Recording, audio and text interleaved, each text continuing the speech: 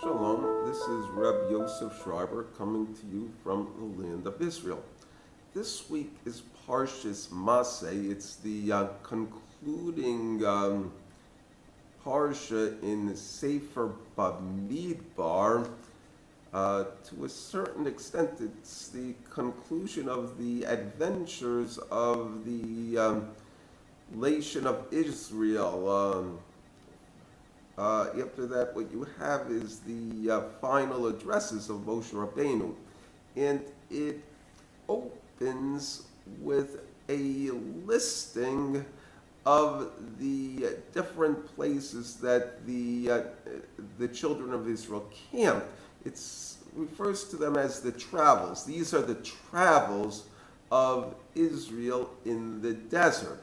And it's a bridge from Egypt, and it ends with them on basically the banks of the Jordan River, ready to cross into the promised land, into the Holy Land.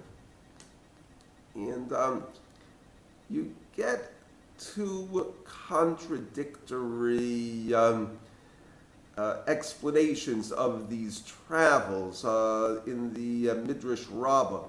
In the first case, it says that it's like a child who took sick, and his father took him to a doctor to get cured.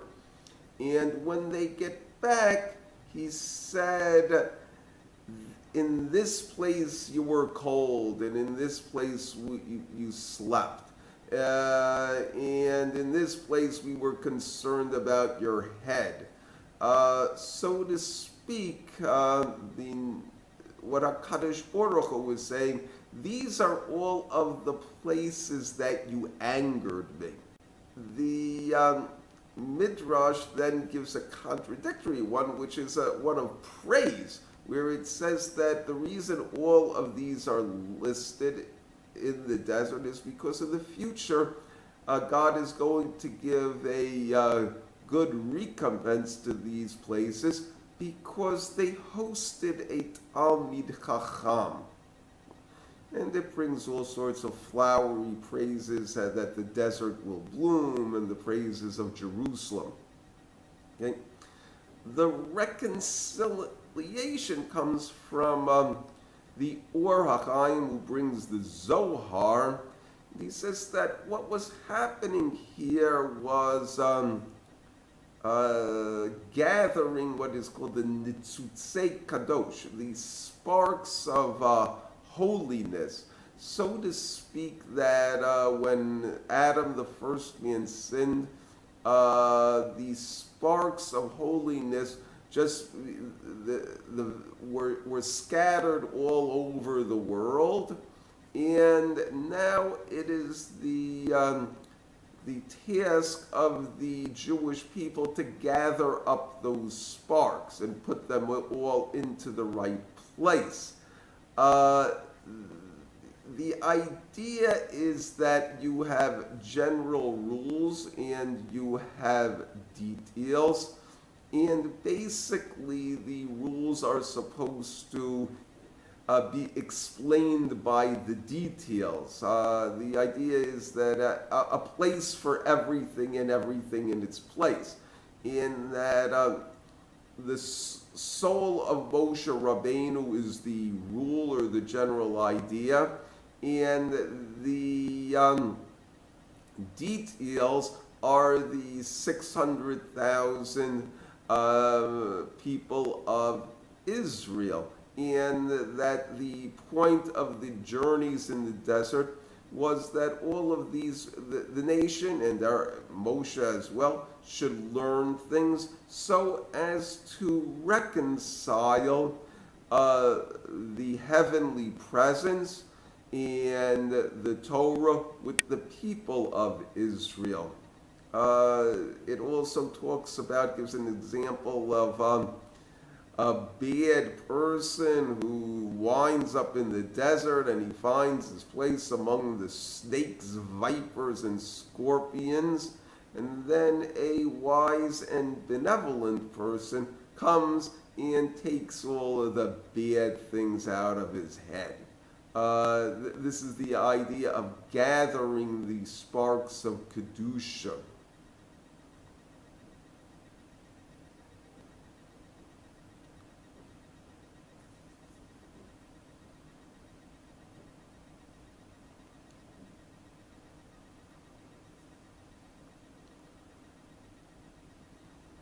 The basic idea is that the exile in the desert and even today's exile are all a function of learning. We're supposed to become a wiser nation because of all of our travels. In that wisdom starts with us just generally learning things, and then learning the things from a teacher in an organized way. And after that, to meditate on that knowledge and tie it into our past and apply it to the future and be able to make inferences and understand the material and apply it to our ordinary life and demonstrate it to others.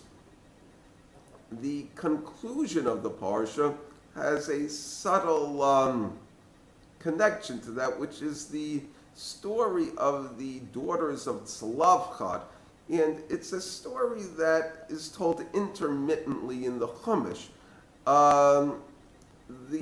It starts when HaKadosh Baruch Hu says that all men are supposed to receive a hereditary plot that they will bequeath to their children, and it won't pass to anybody else, and that it's all going to be in their tribal land. When that decree is made, the daughters of Tzlavchad object to it, and they say, our father only had daughters, he did not have sons, and why should his name be lost among the nation of Israel simply because he had no sons? So Moshe takes their case to the Rabbanu Shalom and he says they're correct. And in a case like that, the daughters will indeed inherit the father's land. With that, this is later on, the tribe of Menashe complains. And they say, if you do that, a possible result is tribal land in Menashe will pass to other tribes, because a girl marries whoever she wants, and she may not marry somebody who is in her tribe, and then the land will go to her son, who will be in a different tribe, and as a result, tribal land of Menashe will pass to another tribe. So the daughters of Tzlavchad have a response to that. It's an accommodating one. And they say, we will only marry somebody from our own tribe. And with that, the whole issue is reconciled. What has happened here is something that is almost the body of the Gemara, which is called Shakla V'Tarya. It's an argument between two parties coming to a refinement of the law, give and take. The Ramchal lists basically 7 components, where he says first you'll have a proposition, and then somebody will raise questions about the idea, and then you will have answers. Okay? And after that, if it stands up to all of the questions, it becomes a general principle. However, if somebody can bring a disproof, in other words, say that this principle is internally inconsistent, then the principle will be uprooted. And in order for the principle to stand a disproof, then it has to have a strong proof. Okay? Something stronger than an ordinary question. You have to be able to prove that this is a valid principle. After that, you have an existing principle that has been tested, but nevertheless, you will have difficulties with it. And the difficulties, the nature of them, is that even if they are true, they are not going to uproot the basic principle. Maybe it'll have to be adapted a little. Maybe it will just have to live with these difficulties. But nevertheless, you still have a certain number of questions and irritants. What you will then have in response to them is what they call terutzim, which are often called excuses. Okay, all of this is basically the refinement, but the idea is if somebody's doing some nitpicking, then you can just give them a silly reason to push away the silly argument and the silly objection. The more serious aspect of it is that the principle has to be refined. So it may change a little bit as a result of these difficulties, but nevertheless, the basic idea remains intact and remains a guiding principle. And this sort of discussion, debate, okay, refinement, are what is happening in all of the travels of Israel in the desert. And the goal is that with each of these places that Israel becomes a wiser nation. The nation learns something from it. The difficulty, though, that you have with the Chumash as a book is that it never really comes to a satisfactory ending. In this case, you have the nation standing on the banks of the Jordan, ready to go into Israel. And one of the objections that people often raise to the Chumash is that Moshe Rabbeinu doesn't go into the land of Israel. And the problem with that objection is even if he does, it does not make a satisfactory ending because there's always going to be additional work to do. So we should build the temple.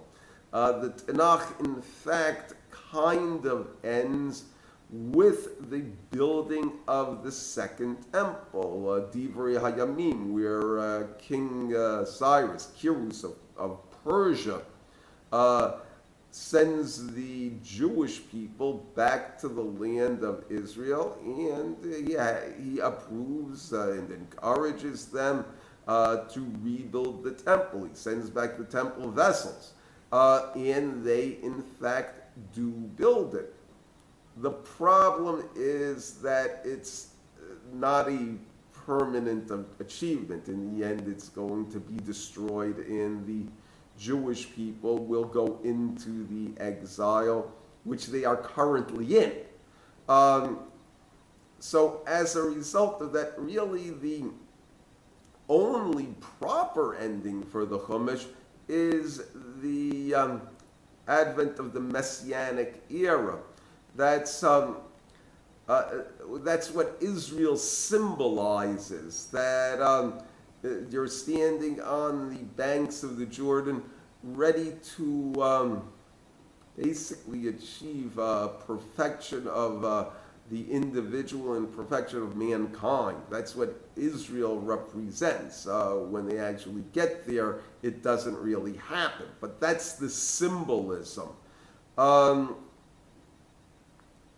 there's an aspect of this in what Rabbi Nachman of Breslov said that parallels this idea, where he says that in all of his travels, his place is the land of Israel, and that's the place that he's traveling to. Okay. However, it happens that he's in Breslov at this time.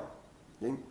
The idea of the death of Moshe in the desert is that throughout his life, Moshe struggled basically to rectify his own personal shortcomings, as well as to rectify the shortcomings of the world. Tikkun nefesh, tikkun olam.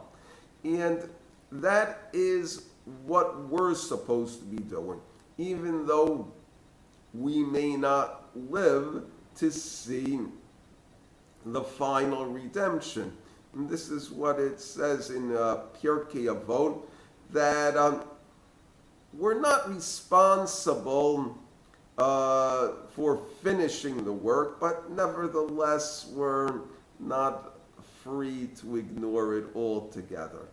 And if we've done a lot of work, that HaKadosh Baruch Hu has a large amount of recompense for the people who really have learned a lot of Torah, and that you can rely upon him to give the person their just reward, and that a person should know that the reward for the righteous is in the world to come. Thank you. Shabbat Shalom.